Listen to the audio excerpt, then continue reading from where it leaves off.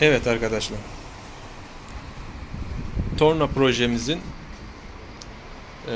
şasisi 120 milimetre NPU profilden 4 tane ayak, köşe bent L profilden 12 santim olarak eklendi. Altlarında lastik takozları söz konusu.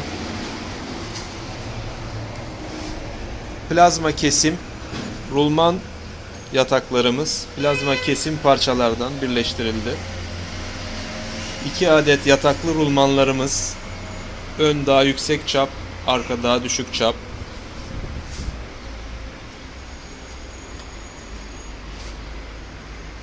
Torna başlığımızı tutacak flanşımız ki daha işlenecek, bu biraz inceltilecek.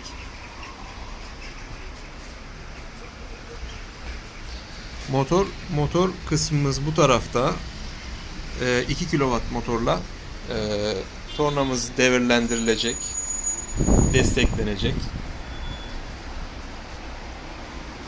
Tabii ön tarafta şu gördüğünüz daha önceden imal edilip birleştirilmiş olan kater tutucusu ve gezer arabasıyla çift kızaklarımız şu şekilde.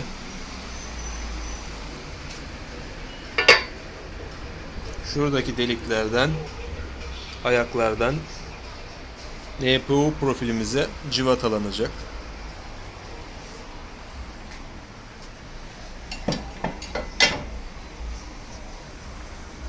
Şimdilik bu kadar anlatacaklarım.